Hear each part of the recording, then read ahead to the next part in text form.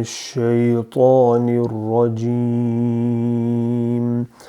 بسم الله الرحمن الرحيم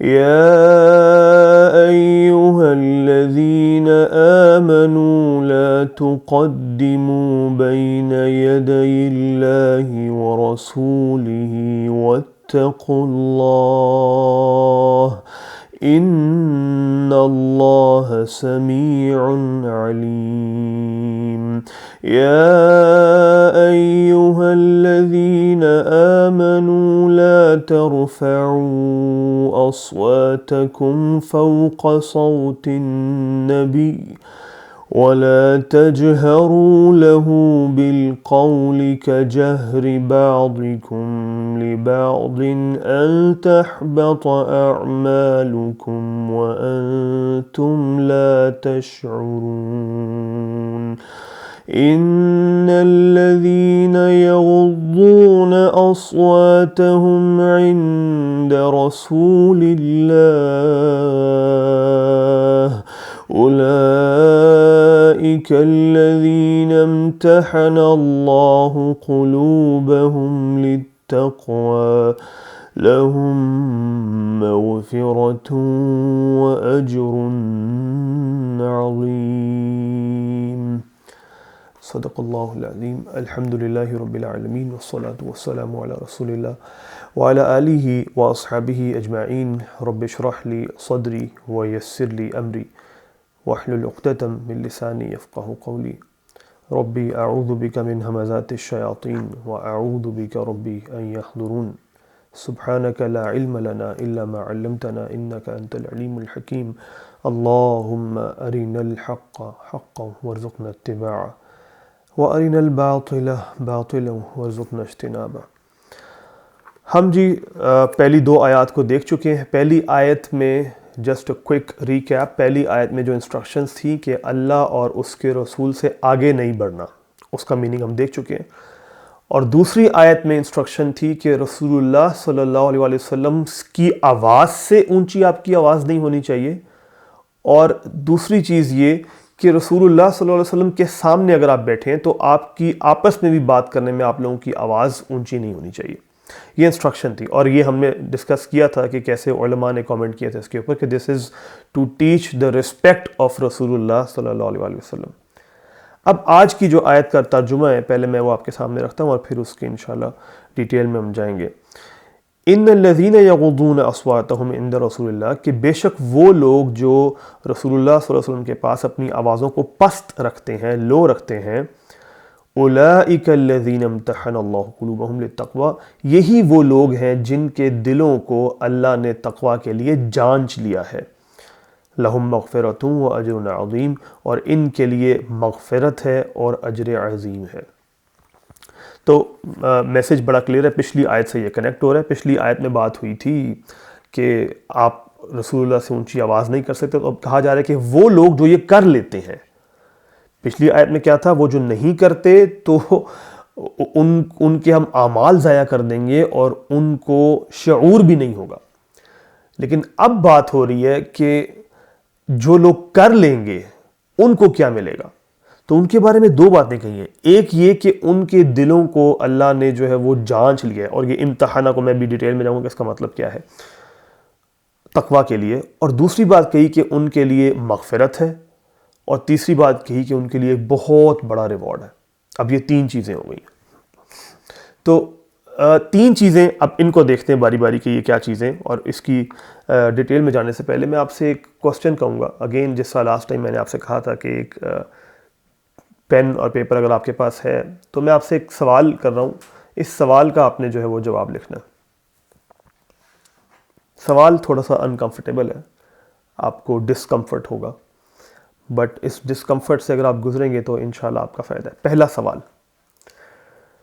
وہ گناہ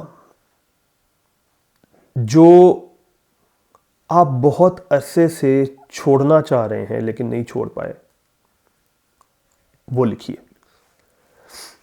اگین ریپیٹ کر دوں، وہ گناہ لکھنا ہے جو آپ بہت عرصے سے چھوڑنا چاہ رہے ہیں لیکن آپ ابھی تک اس کو نہیں چھوڑ پائے، وہ کچھ بھی ہو سکتا ہے، چھوٹے بڑے کی بات نہیں ہے، وہ چھوٹا بھی ہو سکتا ہے، وہ بڑا بھی ہو سکتا ہے۔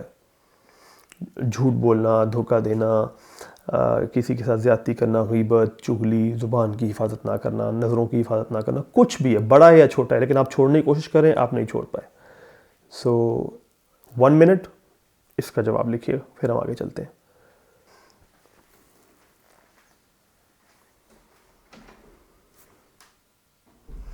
اوکے جی، سو آگے چلتے ہیں۔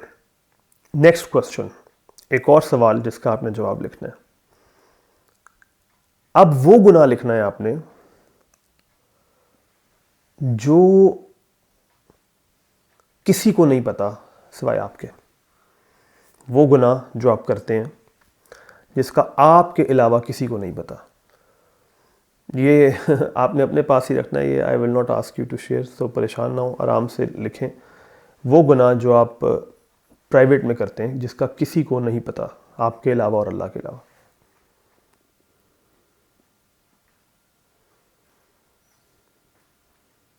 اوکے جی، سو اب ذرا آیت کی میننگ میں جاتے ہیں۔ آیت میں اللہ تعالیٰ کیا کہہ رہے ہیں کہ بے شک ان لوگوں کے، وہ لوگ جو نبی کے سامنے آوازیں پست رکھتے ہیں۔ نبی کے سامنے آواز کیوں پست رکھنی تھی؟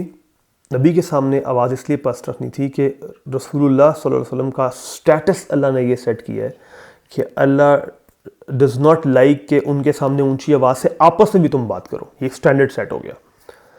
اب جو یہ کام کر رہے ہیں، رسول اللہ صلی اللہ علیہ وسلم کے سامنے اپنی آوازوں کو پست رکھ رہے ہیں، وہ رسول اللہ صلی اللہ علیہ وسلم کے ادب کا خیال رکھ رہے ہیں۔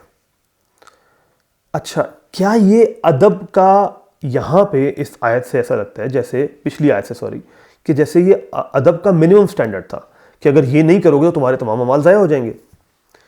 لیکن ویسے عام طور پہ اگر ہم دیکھیں کہ کسی کے ادب کرنے کا یہ بہت ہائی سٹینڈرڈ ہوتا ہے کہ آپ اتنا ادب کرتے ہیں کہ آپ اس کے سامنے آواز بھی اونچی نہیں کرتے۔ اور ہم یہ پہلے ڈسکس کر چکے ہیں کہ اگر آپ آواز اونچی نہیں کر رہے اور ہمارے لیے اس کی کیا امپلیکیشن ہے، اور ہم ڈس اوبیڈینس کی وہ کس کھاتے میں آتی ہے وہ ہم دیکھ چکے ہیں۔ اب یہاں جس پوائنٹ پہ میں ایمفیسائز کرنا چاہ رہا ہوں، جو ہمارے لیے کی لیسن ہے جس کے اندر، وہ یہ ہے کہ اللہ تعالیٰ کہہ رہے ہیں کہ یہ وہ لوگ ہیں جن کے دلوں کو اللہ نے جانچ لیے۔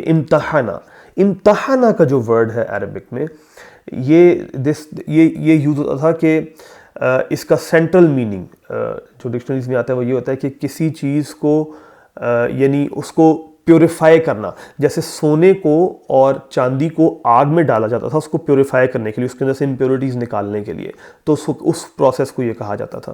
یا اسی طرح جیسے اگر پانی کا کنواں ہے، اس میں سے کوئی امپیورٹیز نکالنی ہے کہ اس میں سے اسمیل چلی جائے، تو یہ جو پروسیس ہوگا اس کو کہیں گے امتحانہ۔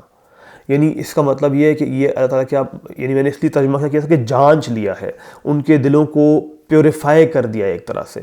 بعض اسکالر نے یہ لکھا کہ ان کے دلوں کو پیوریفائی کر دیا آف امپیورٹیز فار تقوی۔ اب یہ فار کے اندر یہ جو لام ہے یہ بھی دو طرح سے دیکھا جا سکتا ہے۔ سو آسان زبان میں ایک ٹرانسلیشن ہوگی کہ اللہ نے ان کے دلوں کو تقوی کے لیے جانچ لیا، جیسے میں نے پہلے ٹرانسلیشن کی کہ اب یہ جو لوگ ہیں ان کے دلوں میں تقوی آئے گا۔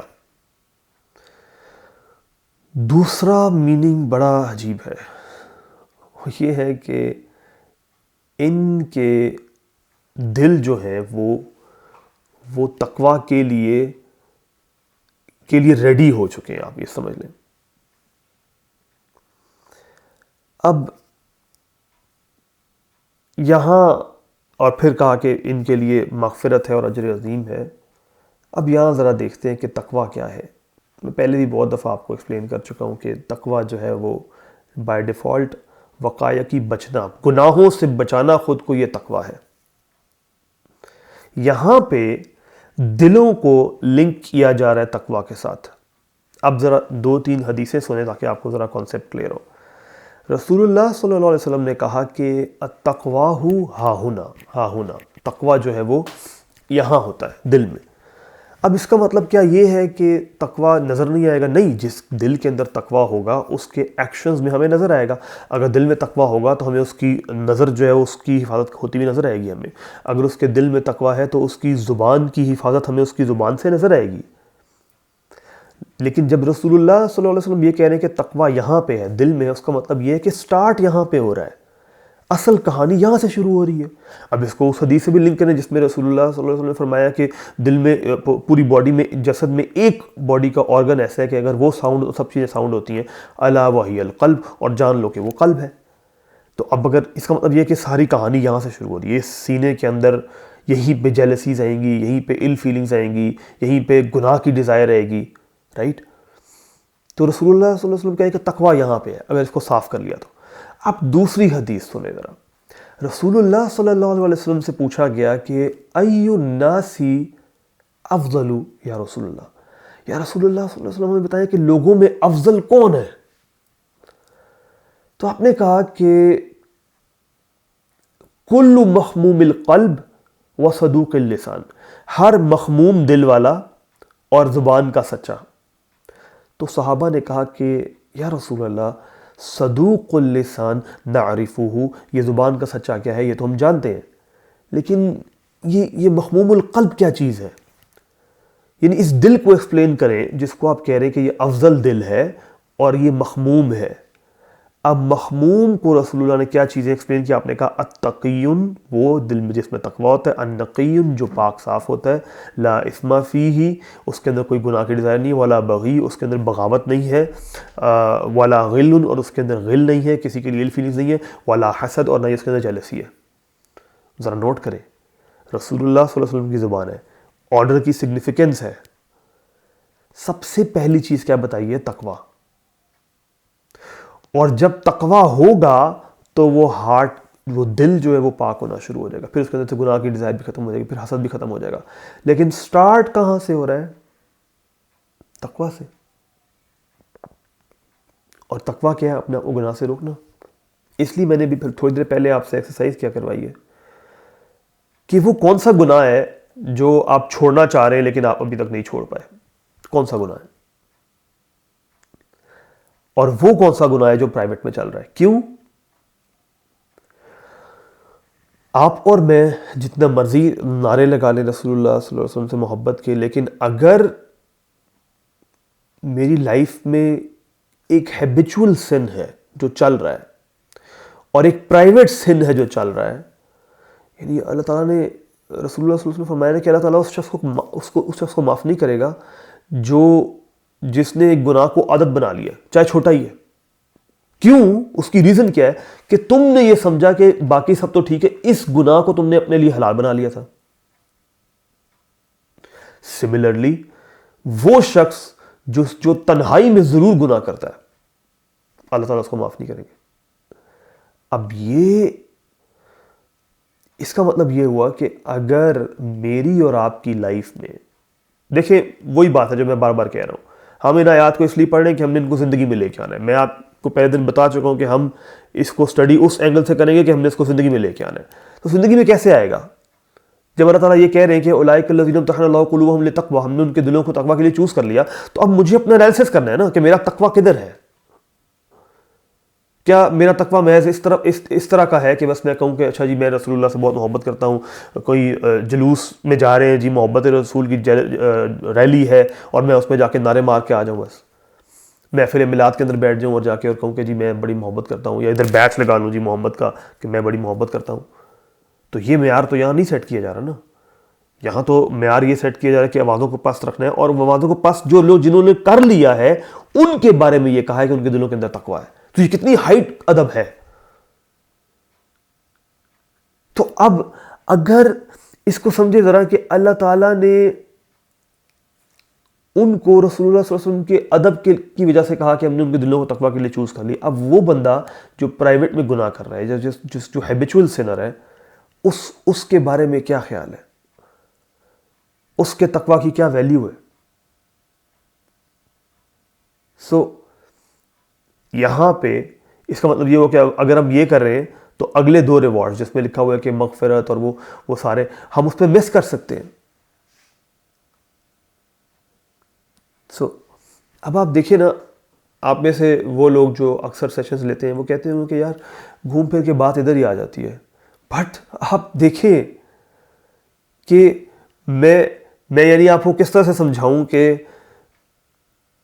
یہ بہت ایمفیسائز چیز ہے قرآن کے اندر، جگہ جگہ اس کا ذکر ہے، کیونکہ ساری کہانی شروع یہاں سے ہو رہی ہے، ساری کہانی شروع یہاں سے ہو رہی ہے کہ اپنے آپ کو روکنا ہے گناہوں سے۔ تو اگر گناہوں سے روکنا پاسبل نہیں ہے تو اس کا مطلب یہ پھر وہ ادب کے نعرے میں نہیں لگا سکتا۔ تو اب نیکسٹ چیز کی طرف جاتے ہیں کہ اب سوال یہ پیدا ہوتا ہے کہ اچھا ٹھیک ہے فائن، میں نے دیکھ لیا کہ میرے پاس یہ گناہ ہے اور میں یہ گناہ کر بھی رہا ہوں، اب میں کیا کروں؟ مجھے احساس ہو گیا، میں چھوڑنا چاہتا ہوں، میں چھوڑوں کیسے؟ ہیبیچول گناہ کو چھوڑنا اور پرائیویٹ گناہ، وہ بھی جو ہیبیچول ہو چکا اس کو چھوڑنا بڑا مشکل ہوتا ہے۔ تو obviously دس ریکوائرز ٹریننگ جو کہ ضروری ہے، ایک مینٹل قسم کی ایک، لیکن میں آپ کو ایک چھوٹا سا کلو دے دیتا ہوں جو آپ کو ہیلپ کرے گا۔ اس گناہ کو لکھیں، ایک ٹیبل بنایا اپنے پاس جس میں پہلے کالم میں آپ نے اس گناہ کو لکھا۔ مثال کے طور پہ ایک مثال بھی لے لیتے ہیں، مثال کے طور پہ آپ نے وہ گناہ جو ہم نے پہلا سوال جس میں لیا تھا کہ آپ اس گناہ کو نہیں چھوڑ پا رہے، لیٹ سپوز وہ گناہ ہے غیبت کرنا۔ اب اس کو اینالائز کریں، سیکنڈ کالم میں لکھیں کہ یہ گناہ آپ عام طور پہ کب کرتے ہیں۔ کیا آپ غیبت کو انیشیٹ کرنے والوں میں ہوتے ہیں، یا آپ انیشیٹ نہیں کرتے لیکن کوئی اور شروع کرتا ہے تو پھر آپ بھی شروع ہو جاتے ہیں، یا پھر آپ تیسری کیٹیگری میں آتے ہیں کہ آپ نہ انیشیٹ کرتے ہیں نہ ہی کسی اور کے شروع کرنے پہ شروع کرتے ہیں، لیکن آپ جب کوئی اور شروع کرتا ہے تو اس کو سن بھی رہے ہوتے ہیں، پھر اس کو اینڈ بھی نہیں کرتے، آپ پیسو غیبت کرتے ہیں۔ اچھا آپ اینالائز کر لیا، اب پھر میں ایگزامپل کے طور پہ کہہ رہا ہوں، لیٹس سپوز آپ نے کہا کہ یار میں شروع نہیں کرتا، میں سیکنڈ کیٹیگری میں آتا ہوں کہ جب کوئی اور شروع کرتا ہے پھر میں بھی شروع کر دیتا ہوں۔ تو اب اگلے کالم میں، تیسرا کالم، اس میں آپ کیا لکھیں گے؟ اس میں آپ لکھیں گے کہ وہ ایگزیکٹ مومنٹ جس وقت اس شخص نے، دوسرے شخص نے غیبت کی، اب وہ کیا تھاٹ میرے مائنڈ میں آتا ہے جس کی وجہ سے میرا دل کرنے لگتا ہے کہ یار ہاں میں بھی کچھ بولوں، وہ کیا ہے، وہ روٹ بلیف کیا ہے، اس کو آئیڈینٹیفائی کرنا ہے۔ تو لیٹ سپوز کوئی شخص کہتا ہے کہ میرا روٹ بلیف یہ ہوتا ہے کہ یار میرے اندر یہ خامی ہے کہ میں لوگوں کے اندر فٹ ان کرنا چاہ رہا ہوتا ہوں، ان کے ساتھ بلینڈ کرنا چاہ رہا ہوتا ہوں، تو میں ان کی ہاں میں ہاں ملانے کے لیے کہتا ہوں کہ ہاں ہاں، اور ان کو کرنے کے لیے کہ ہاں وہ ٹھیک کہہ رہے ہیں، یا یہ نہ ہو کہ وہ کہیں کہ یار یہ بڑا مولوی آ گیا تو میں ان کے ساتھ ہاں میں ہاں ملا دیتا ہوں۔ تو اب اس بلیف کو پکڑ کے چینج کرنا ہے۔ تو میں نے کیا سٹیپ بتایا، پھر سے سن لیں۔ پہلے کالم میں آپ لکھیں گے گناہ، دوسرے کالم میں آ کے آپ کیا لکھیں گے کہ وہ جو آپ گناہ کر رہے ہیں اس کو انالائز کریں گے کہ وہ کس ٹائم ہو رہا ہے، کیسے ہو رہا ہے، اس کی نیچر کیا ہے۔